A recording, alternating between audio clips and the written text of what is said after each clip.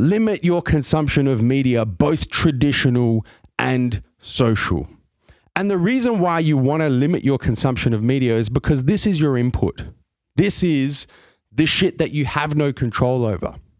If you're continually consuming shit that you have no control over, that's going to continually reinforce in your mind these feelings of anxiety, these feelings of panic, these feelings of stress, the feelings of overwhelm, the feeling of what the fuck am I going to do because I have no control over anything.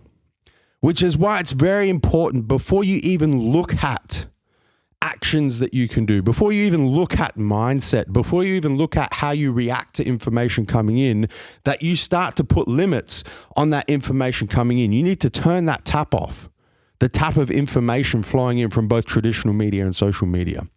So how do you do that? Let's get practical. Let's start with traditional media.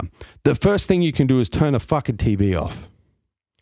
Don't get up first thing in the morning and turn the TV on and see what's on the news channel of your preference.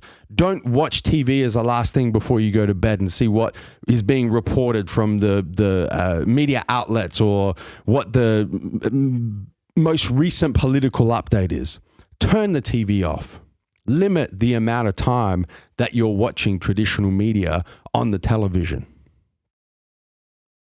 Stop checking websites for updates every second you get. Don't be on the news websites. Don't be on the media websites hitting the refresh button every 5 minutes to be up to date with the most recent information coming out from traditional media. And be selective with your sources of quote unquote news.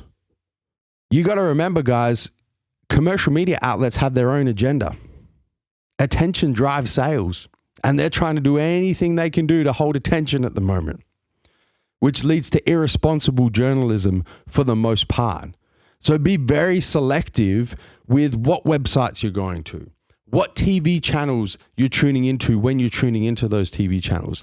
Make sure that your source of quote unquote news is actually a source of quote unquote news. Not a source of let's figure out how we can scare the shit out of people, because we know that fear is one of the biggest drivers of attention. And the more fear we can generate, the more attention we can generate. The more attention we can generate, the higher our ratings are. The higher our ratings are, the more shit we can sell. Be very selective with where you source your quote unquote news. Turn the TV off. Stop hitting the fucking refresh buttons on whatever websites you're choosing to tune into. Flipping over to social media.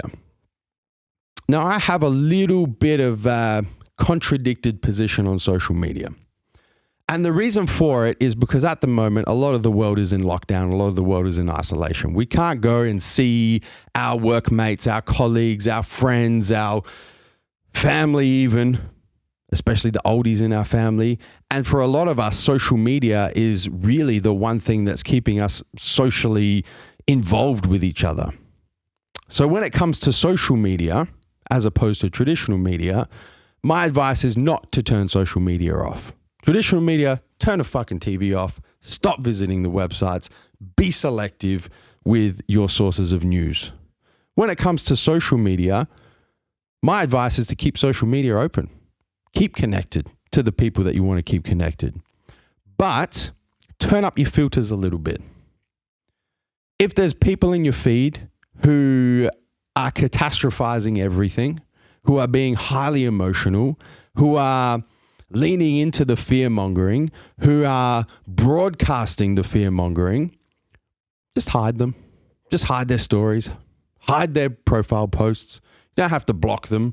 Just hide them for the time being. Until this all blows over, you don't need those negative inputs coming into your social media feed. When you've done everything you need to do to get them out of your traditional media feed, you don't want them coming into your social media feed. So just hide those people.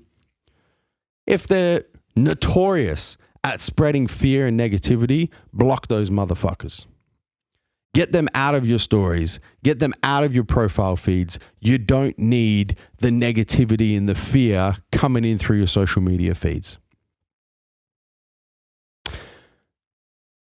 And then the final piece, when it comes to both types of media, whether it's social media, whether it's traditional media, which is going to lead into my second strategy, is don't check any form of media within the first 30 minutes of each day. Within the first 30 minutes of waking up in the morning, do not check social media. Do not check traditional media. Why? Because as soon as you do that, you say to your mind, go into a reactive state. You say to your mind, you don't have control. You're going to be reactive for the rest of the day because I'm going to give you these inputs that you have no control over within the first few minutes of waking up. It's a very bad position to be in for your mental health when you're trying to juggle all of the different challenges that the current pandemic is presenting. So when it comes to both social and traditional media, do not engage for at least the first 30 minutes from when you wake up in the morning to getting your day started. Do not engage.